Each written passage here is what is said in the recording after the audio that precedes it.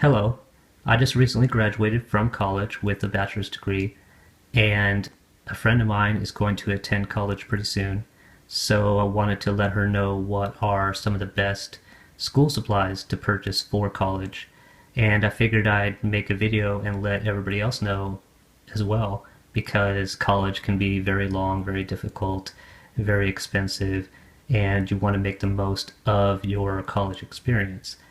The first thing that you want to purchase, if you don't already have one, is a good backpack.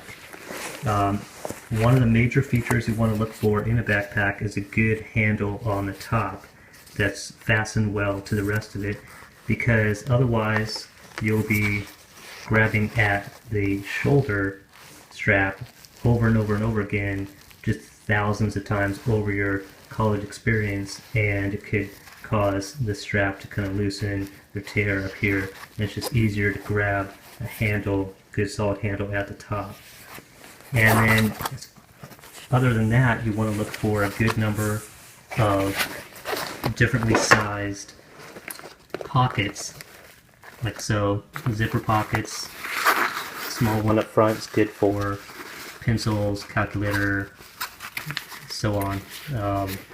Other pockets and stuff for a little bit larger things, maybe graphing calculator, a little bit larger supplies. A full length shallow pocket is what you'll want to put your tablet or laptop computer in. You can also buy separate little thin padded sleeves for a tablet computer or laptop to put it in before you put it in your backpack. Also, just other little pockets for pencils, bus schedule, things like that can be really handy.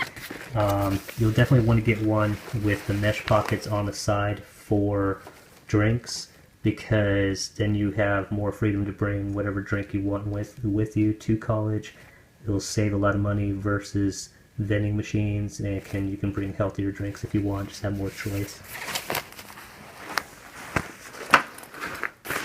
It's a Champion brand one I found on sale at a department store years ago. Still just holds up really well, didn't cost that much, good number of zippers. You want to find one with a sturdy bottom, and you kind of never know what's on the floors of college classrooms and so on, so you want to clean it occasionally. So it's a good foundation for your college experience. I've tried messenger bags before. I haven't been too successful with them just because they don't tend to offer as much space as a backpack. So overall, I just recommend just getting a good solid backpack. You really don't have to spend a lot of money on one.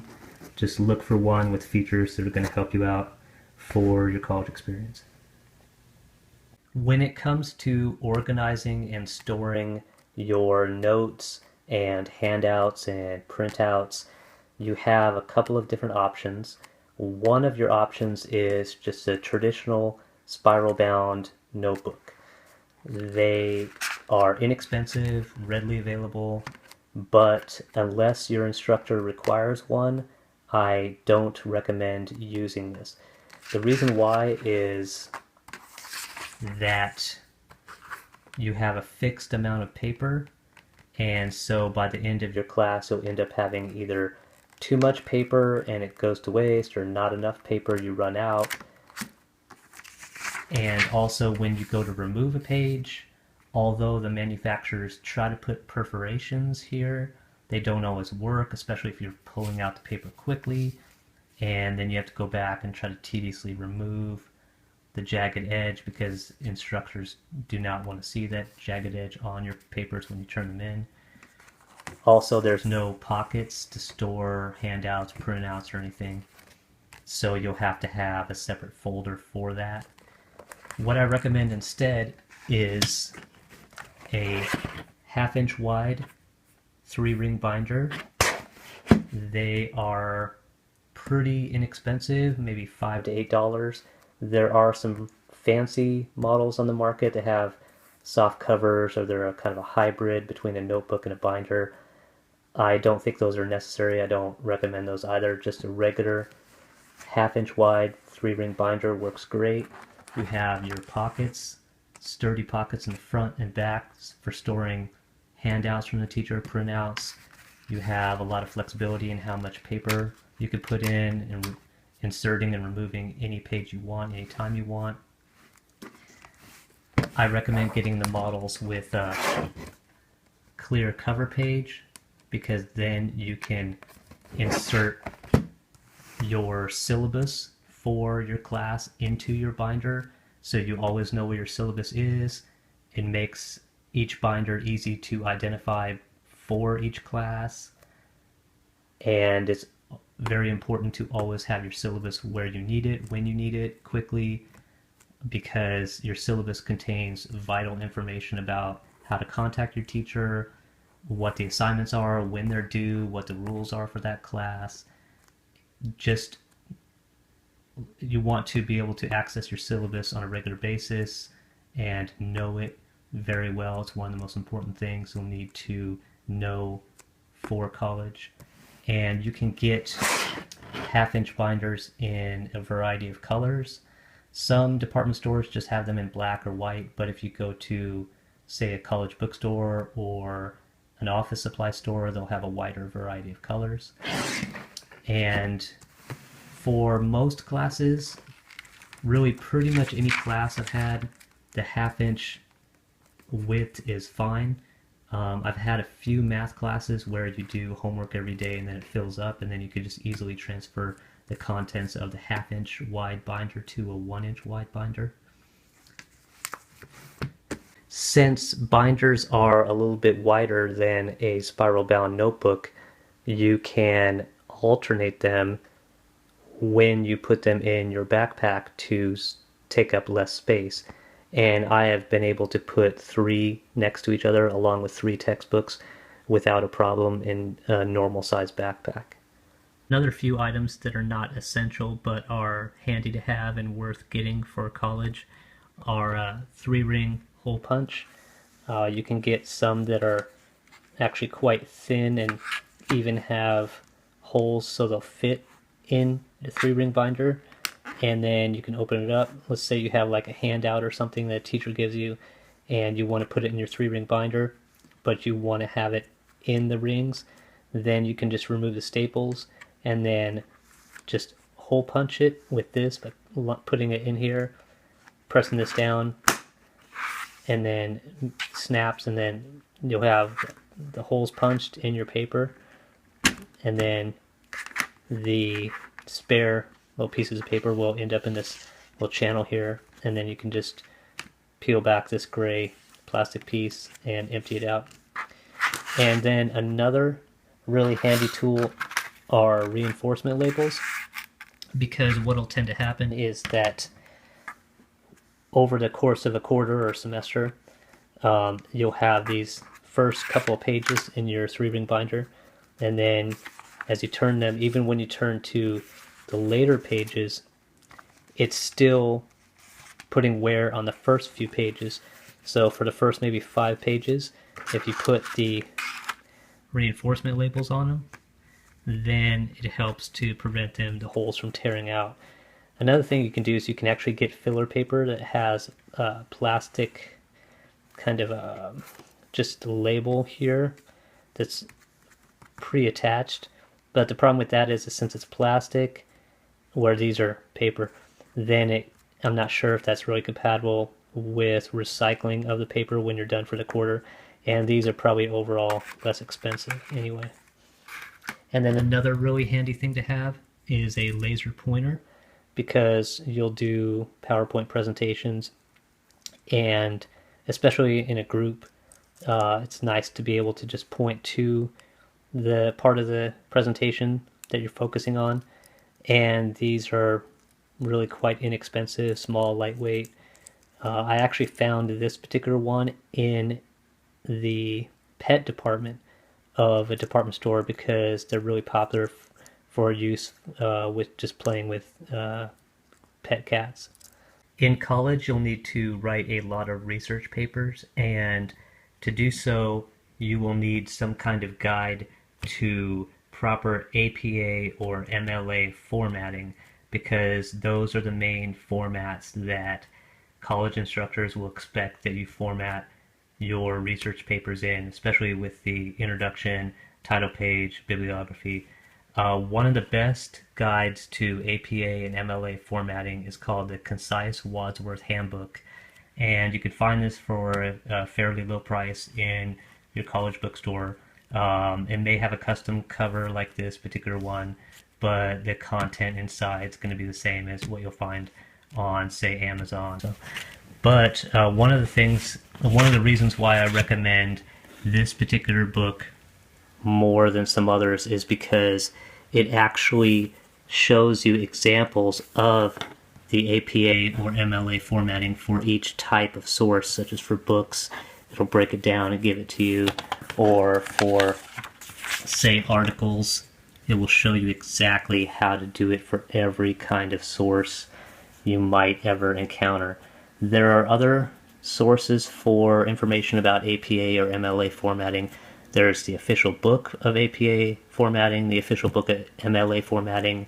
There is the handbook of office workers, and this is currently in its 13th edition. This is a previous 12th edition. This book gives a lot of the same information that the Concise Wadsworth Handbook gives, but I think that this gives it a little bit easier to understand format. So if you're just going to buy one, I recommend getting the Concise Wadsworth Handbook. At some point, you may have a teacher that requires you to get this as well, and it's a good book. It even contains some information that the Wadsworth Handbook doesn't have. But this overall is just a great guide to writing in general. It gives information about just spelling, grammar, different kinds of formatting, and so forth. And this has been one of the best purchases I've ever made in college. You'll definitely need to follow APA or MLA formatting to the exact letter for your essays, your research papers. Otherwise, you can get a lot of points deducted by the teacher. They really want to see that formatting consistently throughout your paper, and you'll need a good guide to that type of formatting. These quick study guides are handy to have. They cover quite a few subjects. They are available in your college bookstore. They are particularly handy if you have not taken the prerequisite for a class in quite a while. They are useful just to kind of brush up on the basics of a subject. But to get the most out of them, it's important to read them on a regular basis and compare what they say to your textbook and your notes from the lecture. You may find, depending on the classes you take, that you need to buy a basic four-function calculator. What I recommend for this is to get one that has battery-saving features, such as a cover attached, so that when it's in your backpack, it's not inadvertently pressing buttons and turning on the calculator and wasting the battery, and or buying a model with a solar panel on it. And if the calculator says like automatic off or some feature like that, just features that help save battery life, so when you get to the test, the battery is not gone dead on you. And because you might not be allowed to borrow a calculator from anybody else, there might not be a calculator available for you to use on, say, a test. So just battery saving features are important. You may see some four-function calculators that are very inexpensive, say like $1 or so, but with those they tend to not have the battery saving features, and they tend to not be really durable. So go ahead and just spend a few more dollars, even if you're only using it for one class, and just get a little higher quality four-function calculator with some kind of battery saving features, so it's there when you need it. When it comes to scientific calculators, the Casio FXES calculators are outstanding. I really cannot recommend them highly enough. They have helped me out drastically in many classes. The difference between these scientific calculators and most others is that they have what's called a natural display. So they display things in a way that looks like it does when you actually write out math problems, or the way textbooks show math problems. And they have many functions. They'll do pretty much anything that a graphing calculator will do, except that they won't actually graph. But other than that, I mean, they'll work for most any class, and they can show things as fractions or decimals. They can show parentheses, square root, fractions, exponents, just like they look in a textbook. And they are just thin, lightweight. They have a solar panel on them. You don't have to worry about batteries. They're very inexpensive, only about $10 to $17. They vary a little bit in model numbers and features and colors, but as long as it says Casio Natural Display or Natural VPAM on the calculator, then that's really what you want to look for. They will help you out tremendously in math and science. They have pretty much every function you could want other than graphing itself, and at some point you'll probably need a graphing calculator, but just overall these are just outstanding. I highly recommend them. Another essential item for college is a thumb drive, also called USB drive, memory key. They have a couple of different names. What you want to look for in them is just kind of a unique styling. This will tend to be different from what most other students have, so you'll be less likely to get yours mixed up with somebody else's. And some type of feature that protects the USB connector from dust, dirt, and damage. And there's different designs. There's a swinging design, it's like a retractable type of design. You really don't need a huge capacity, just anywhere from say 2 to 8 gigabytes is plenty, because you'll just be putting, you know, like Microsoft Word documents on it, pictures, maybe a short video. Another thing that you want to do is put a text file on your thumb drive with just your name, maybe just first name, last initial, and then your cell phone number, because then if someone finds it, they can call you or text you and you can get it back sooner. And you want to occasionally transfer the contents of this to your desktop or laptop computer, back it up just in case it gets lost or damaged. And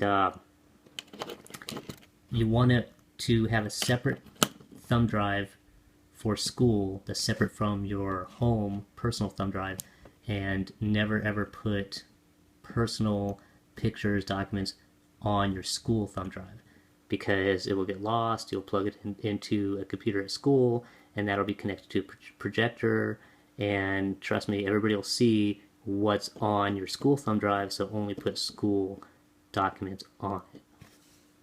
Another helpful item for college is a digital voice recorder. Especially when you get into higher level classes, you'll have teachers with PhDs, and they tend to base the class and the test material more off of their lecture than a textbook. And so capturing everything they say, especially if they tend to talk quickly, can help you out. You should ask your teacher before you use a digital voice recorder, but in my experience, usually they'll allow you to, as long as you ask them beforehand. And usually these are pretty low cost, maybe $30 or $40.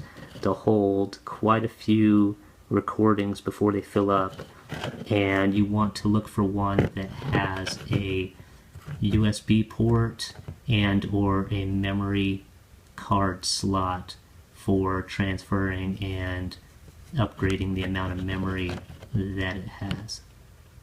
Another helpful tool in college are the variety of bookmarks that are available.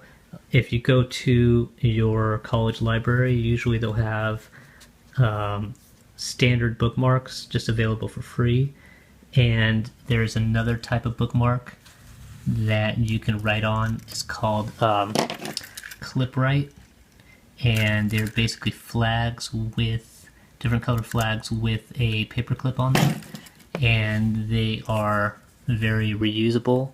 But because of the strength of the clip. You have to be careful when removing it, because with college textbooks they tend to make the pages pretty thin, and you don't want to rip the page. And then another type of bookmark is from companies that make kind of the yellow sticky notes. They'll make smaller versions in different colors, and you can write on them as well because they're just paper with the adhesive on it. And then another type are the Avery note tabs. Now these come in a variety of sizes and colors. They're a little pricey, but you can use them on textbooks, notebooks, organizers. You can actually, they're transparent and you can write on the entire surface of them, and then they have this flag part right here. But you also have to be careful with these because the adhesive is kind of strong and you don't want to damage the page when you remove them. When it comes to paper, you always want to have a good supply of printer paper around. You know, good weight, good brightness. For most uses, it doesn't have to be the most expensive paper. But you certainly don't want the least weight, least brightness. Try to go for a little higher than normal weight and brightness. Always keep a good amount around for your printer. And when it comes to ink, you always want to keep a separate ink cartridge around for your printer. Underneath the paperboard packaging, they have foil that covers the ink cartridge so they stay fresh for quite a long time, and you want to buy them when they're on sale, kind of keep them around, especially the black color.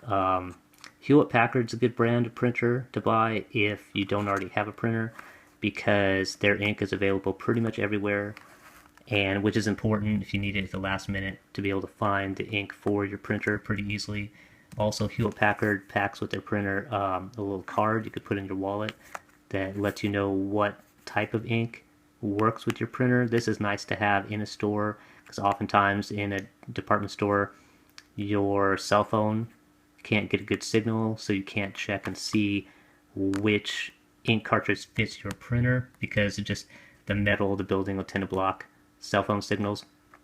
And so if you're going to buy, or you already own, a printer other than Hewlett-Packard, I recommend taking a 3x5 card, cutting it into a size that'll fit your wallet, and just writing this information on it. When it comes to ink, you can save money by buying ahead, buying on sale. You can get packages that are they'll usually have like a name like XL, and they'll have 2 or 3 times as much ink as a regular cartridge, but the price will be a little bit less than if you bought 2 or 3 separate ink cartridges, so those can be a good deal.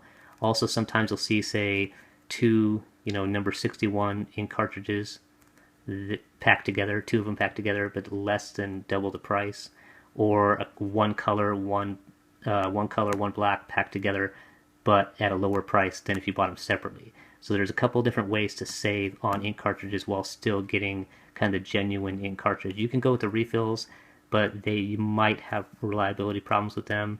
You got to ask yourself, is it worth the risk? Is it not? It kind of depends, especially if it's like a big research paper at the end of the quarter or end of the semester. It might not be worth the risk. Overall, I just go with the genuine cartridges and just use ways to save on the ink. And a lot of schools also have programs where you get a certain amount of print credit for that quarter or semester that you can use at the school computers and printers. So if you have that, be sure to take advantage of that.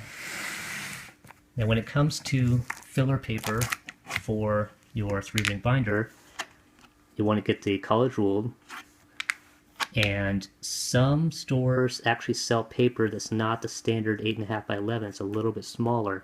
This can cause a problem, say, when you get into certain classes where the teacher will allow you to bring 1 page of notes, something like that, to a test.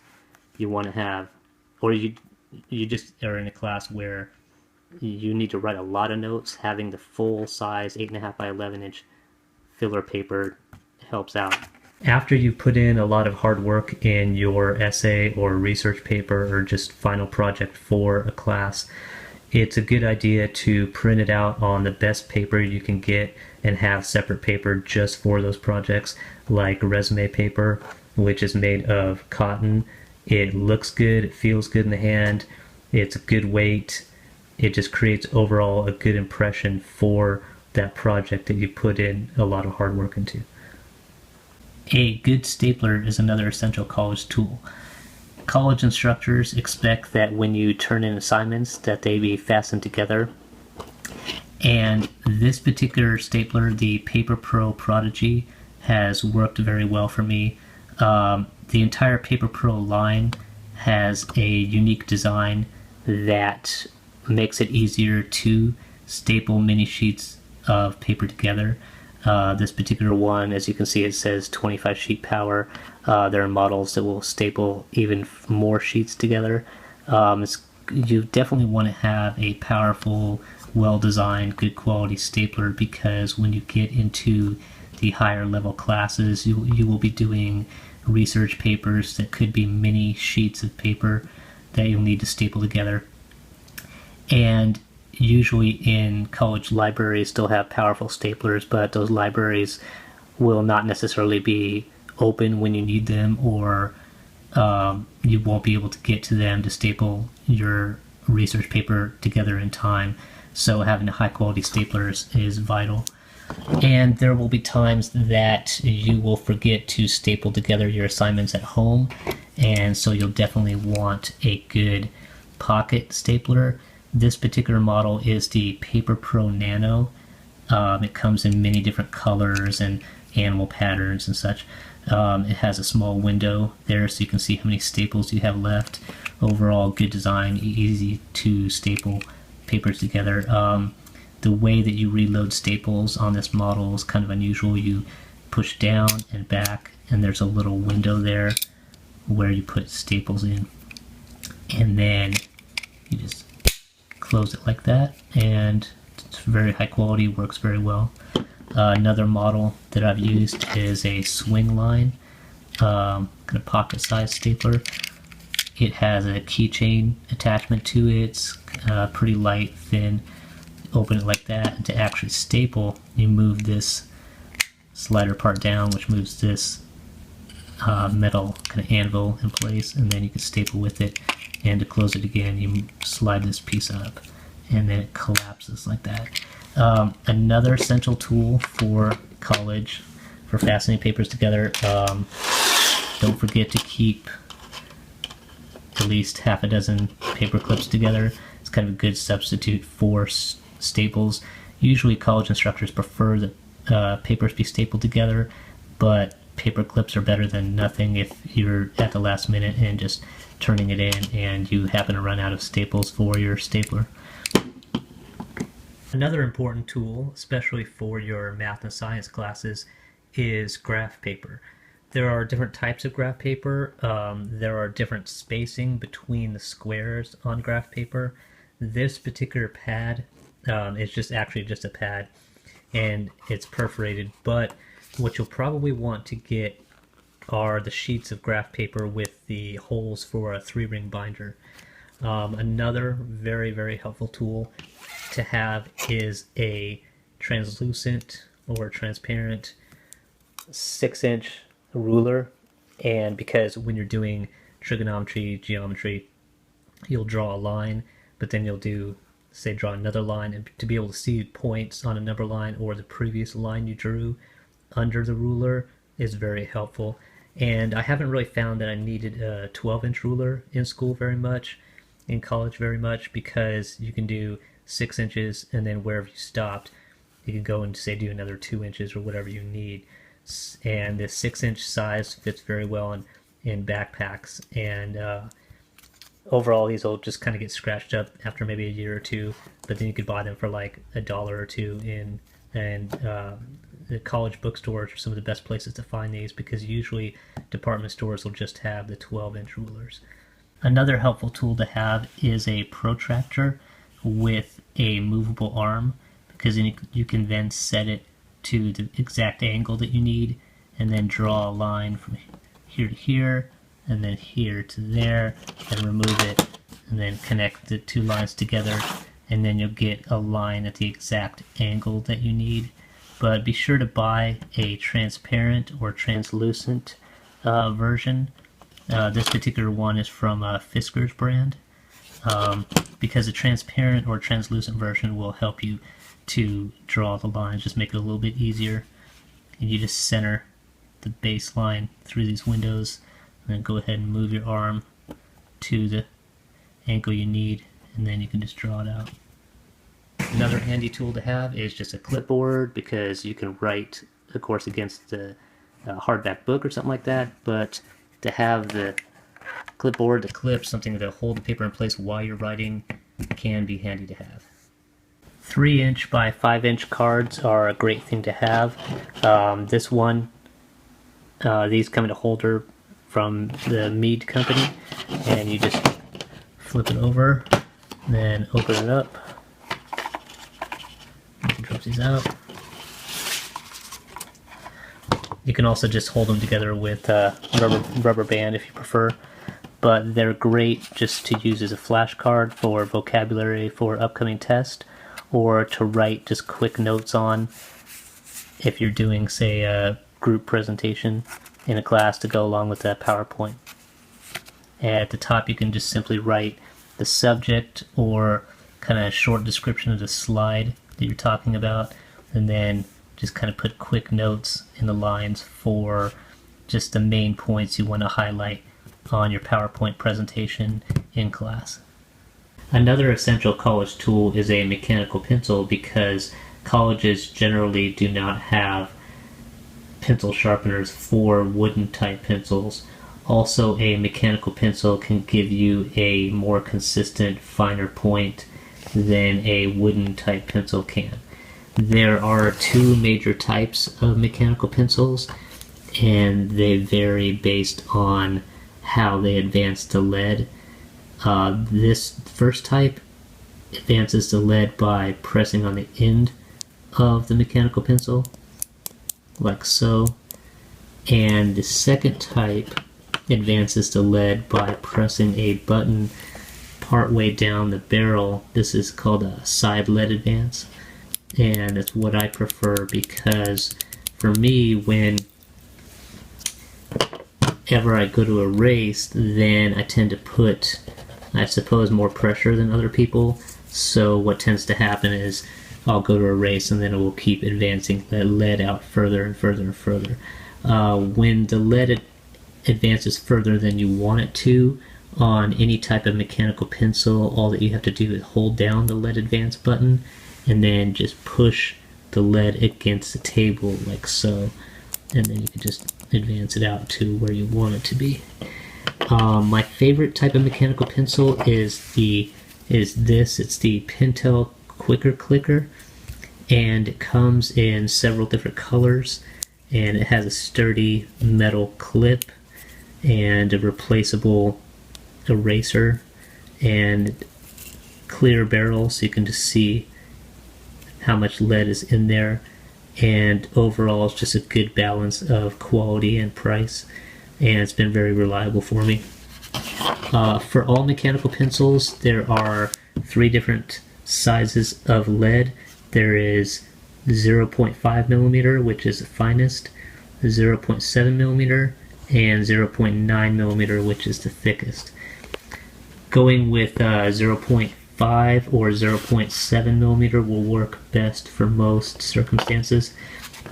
When you buy a mechanical pencil, it will say on it 0.5, 0.7, whatever size it is, and you can only use that size of lead with that particular pencil. But a certain model like the Quicker Clicker you can get in several different lead sizes, and you will always want to keep at least 2 mechanical pencils with you at all times, because what will happen is that you'll have one that will run out of lead, or the eraser will run out, or it will just break, and so you always want to have a spare with you, because you'll definitely have times like test periods, things like that, where it's vital to have a pencil with you. And you'll want to kind of watch out for some gimmicks that manufacturers produce in mechanical pencils. Like this particular one is the Pentel Twist Erase, and as you twist the end of it, it advances the eraser more and more, which seems to be a good idea, but for me, I was always kind of rotating the pencil in my hand, kind of fidgeting, and then would tend to advance it more and more. And also, companies that produce mechanical pencils, they have some models that are pretty low cost, but then they come in a package. It'll be like 10 or 20 in a package, and they just are pre-filled with lead, and they're not designed to be refilled. That could be good if you have maybe problems with dexterity and actually refilling the lead, but generally those are not as good of a value as the refillable type like these are.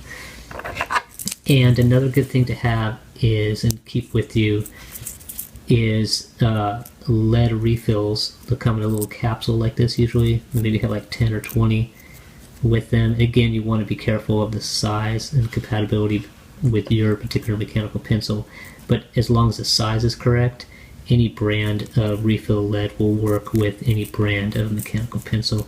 You just remove the cap like so, and then you can just keep it with you, and then you'll always have spare lead with you, which is another advantage over a wooden pencil. You'll definitely want to choose a good ink pen for college. College professors prefer that you turn in assignments written in blue ink or black ink, so you'll definitely want to have a few of those on hand at any particular time. This particular model, the Bic Atlantis, is my favorite. It's a good price, good quality, nice metal clip, doesn't tend to break. This particular type has a push button, and I prefer that to the type that have a removable cap, because those caps tend to get lost and when they fall off, and then the ink pen tends to dry up. I haven't found problems with ink drying on the type that have the button, as long as you are pretty diligent about retracting them. Another good model is the Pilot G2.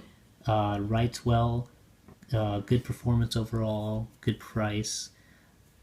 It has a clear barrel, so you can see how much ink is left, good grip on it, a little bit larger in diameter than the Bic Atlantis.